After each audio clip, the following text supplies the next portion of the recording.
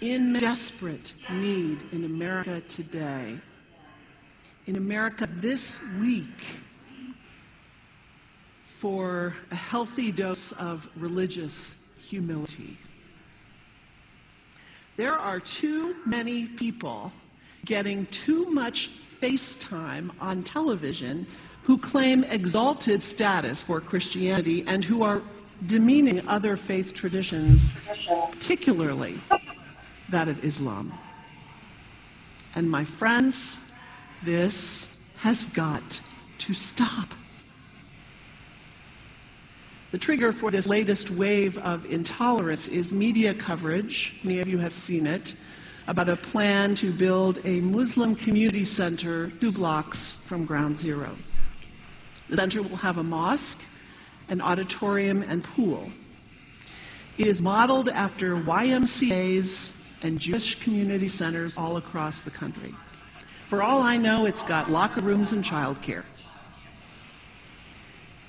Now, to be very clear here, reasonable, faithful, caring people can disagree about how they feel about this facility being built so close to Ground Zero.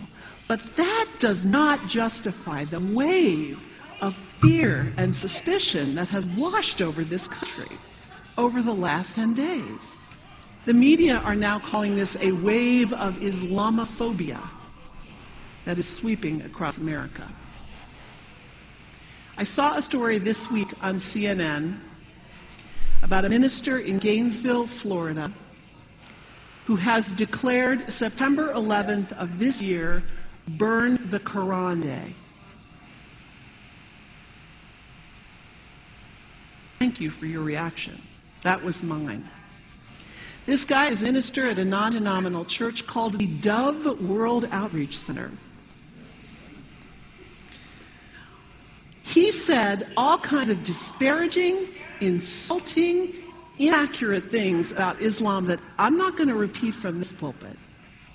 His message is about hate and fear. And I can assure you, there is nothing in the Gospels, there is nothing in the teaching of Jesus Christ that says anything about burning the holy texts of other traditions. It is not there.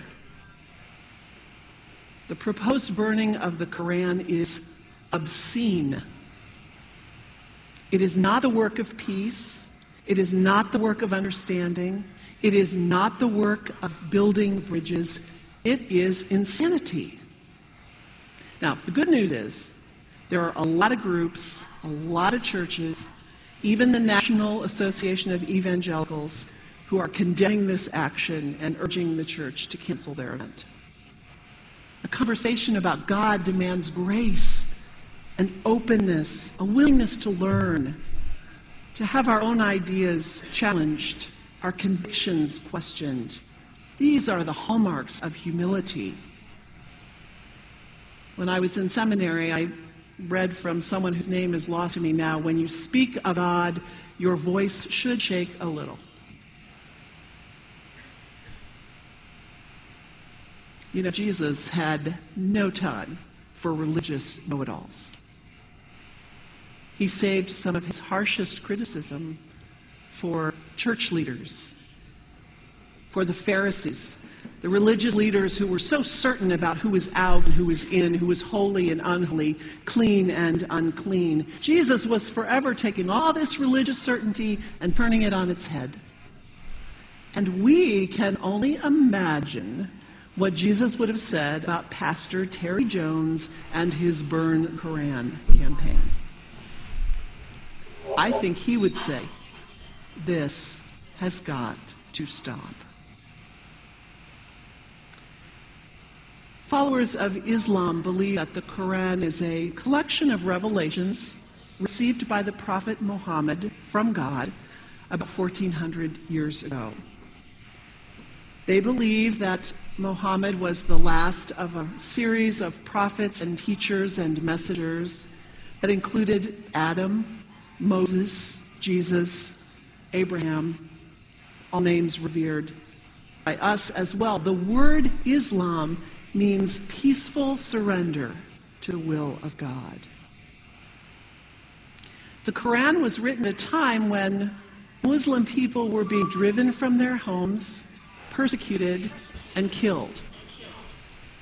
The Old Testament was written at a time when Jewish people were being driven from their homes, persecuted, and killed.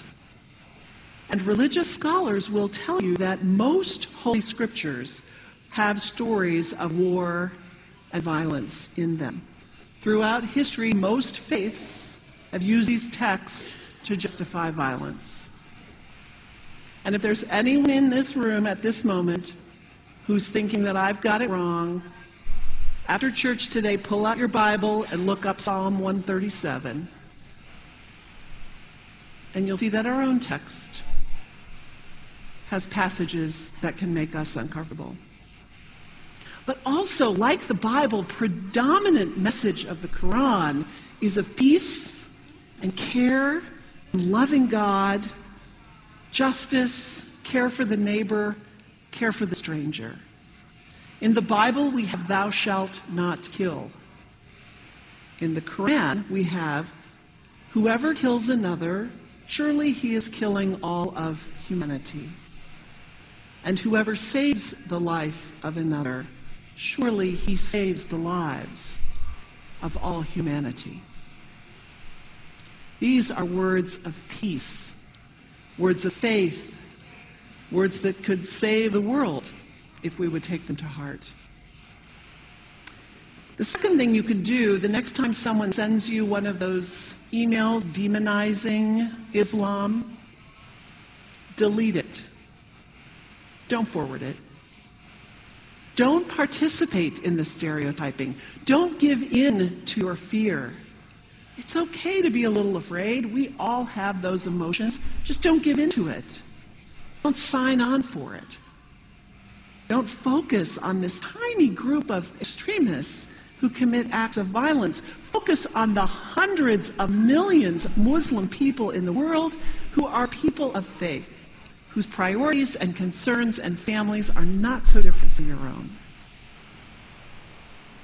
And third, when you think of Muslim people, think of individuals. Think of the professor at Ohio State. Think of the engineer at Honda. Think of the teacher at the elementary school down the street. When you think of Muslim people, remember those who died on 9/11, not the hijackers. There was only a handful of them. Remember Mohammed Sunhami Hamandi. He was born in Pakistan. He came to the United States as a small child with his parents. He played high school football. He went to college. He became a part-time ambulance driver.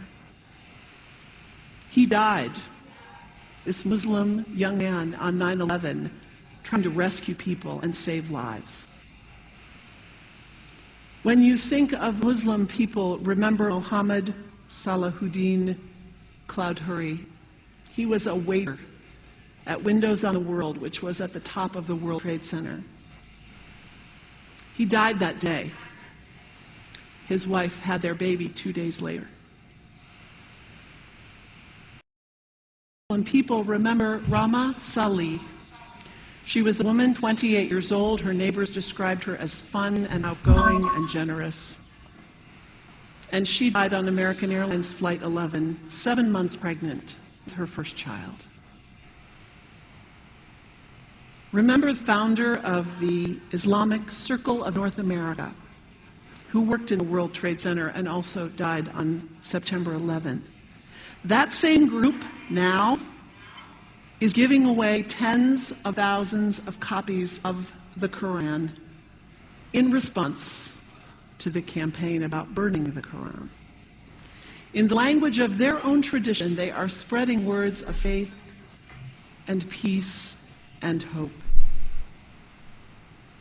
One of the ladies at the 8:30 service this morning said to me after, maybe we should declare September 11th, buy a Quran and read some of it.